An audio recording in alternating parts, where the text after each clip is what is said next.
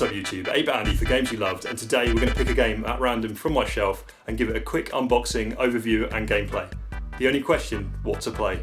Okay, so here's some of my NES collection. I feel like we should not play the NES though, because I played the NES last time, so perhaps something Sega or certainly something 16-bit. Let's see what we got on the SNES. Contra 3, great game. Loads of good options on the SNES. As I say though, we did go Nintendo last time, so in the interest of fairness, let's play something on the Sega instead. So, Mega Drive titles. Truxton.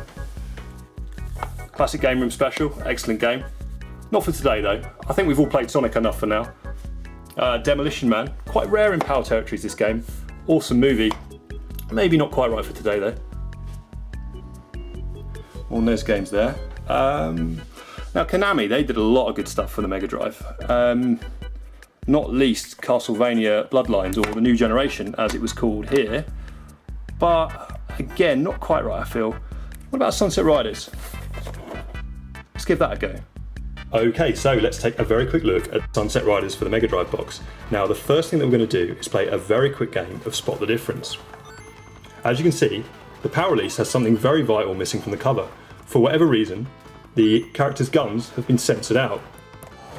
Strange choice, but not a huge deal, especially when you consider the artwork itself is fantastic and very reminiscent in style of Super Castlevania 4, also released by Konami.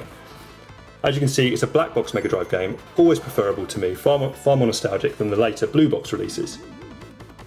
We'll have a quick look on the back, a look at the screenshots. Now, this version isn't necessarily the best version available, we'll go into more detail on that later. 1 or 2 players, preferable 2 player, much easier 2 player that's for sure, but very playable 1 player as well. So, saddle up cowboy, it's the good versus the bad and the ugly. Let's take a look inside. As you can see, box complete, in fairly good condition as well. The manual, I don't think the manual's hugely interesting, but it does have the great artwork on the front, minus the guns. We'll have a quick flick through anyway. Just the basics in there.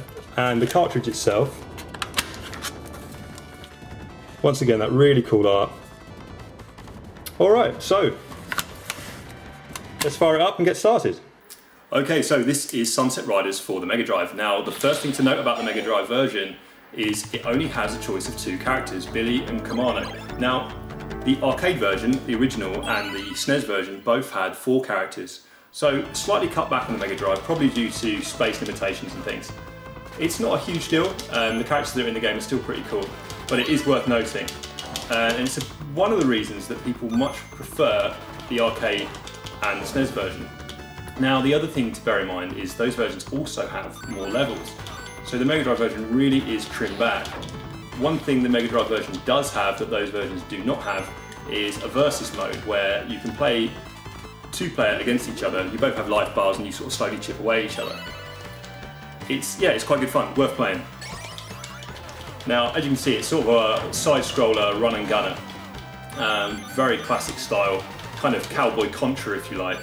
Now, another difference between the versions, as you can see, I've just run into a saloon and come out of a lady. Now, on the SNES version, that was censored, and of course, that was due to Nintendo's insistence on keeping things sort of child-friendly, hence the reason that the original Mortal Kombat was very different, as many of you will know. Now, Sunset Riders isn't a terribly long game on the Mega Drive, mainly due to the fact that levels are, reduced. But it's not a huge deal, because you can crank up the difficulty and still get a lot of enjoyment out of it.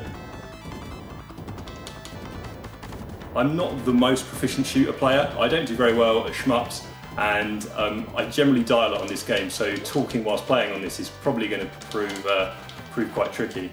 Fortunately, we're only playing the early stages of the game, where it's not terribly difficult anyway.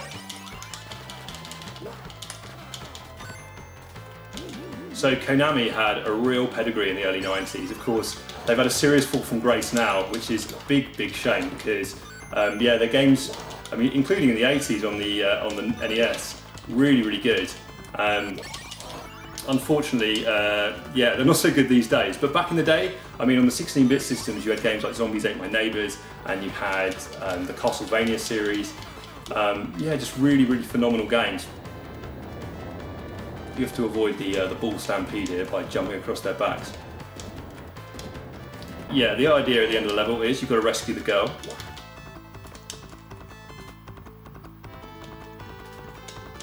And yeah, there we go. Okay, so here is level 2. As you can see, quite similar to the first. The game's broken up into sort of 2 zones, and at the end of each zone you have a boss. So yeah, we shall get to the boss quite shortly, and yeah, collect the warrant on his head by taking him out. That's quite a blast I took there. Yeah, as I say, I'm not hugely proficient at shooters, and I've not actually played this game in a long, long time. It was a game that, my goodness me, I'm in trouble there. It was a game that has been on my wanted list for a long time, and it has unfortunately shot up in value. Now, the SNES version is, this is not going well. Yeah, the SNES version is ridiculously expensive. You're looking to pay, I mean, you'll be paying something like PAL box complete. Unfortunately, it's in and around £200 mark now, which is just crazy to me. The Mega Drive version, much less money. You can pick it up for something like £50 box complete, sometimes a bit less if you look out for auctions ending on eBay. So yeah, it's a title that's gone up in value a lot. I have no idea why the Konami games have become so sought after. I mean, they are really good games, but they're not especially rare, I don't think. But there we go, they are very, very good games. So I was just about to say I haven't died in a while, but yeah, then yeah, it all went wrong. Alright, I think we must be getting towards the boss now. Now when you go into the saloons and see the ladies, they give you a power-up, and the power-up is either a rapid shot or twin pistols, and really honestly, you want to try and keep those. When you die you lose them, and it just makes the whole game a lot more difficult, especially late on, when the screen gets kind of like a bullet hell shooter and you really, really have to be on your toes. The slide that you can do, which is kind of similar to the Mega Man games, where you put a down, diagonal and jump to slide, it makes you invincible, so later on you'll be sliding all over the place to avoid the sort of barrage of shots. Okay, so here is the first boss. It's time to pay, apparently. I'm just trying to figure out just how many lives I'm going to lose on this guy. What you've got to do here is take out the barrels. Whoa.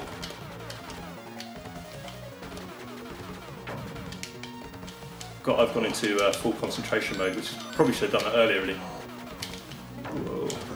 Right, yeah, take the barrels out. Now, if you get caught under those, they kill you, so you want to be careful with that. It's taken a fair few hits. And there we go. Collect up the coins. Extra one. Bury me with my money. So there we go, guys. That is the first level of Sunset Riders. A very quick look at the Mega Drive game. Really awesome, worth checking out. Thanks for watching. Like, comment, subscribe. Take care. Bye bye.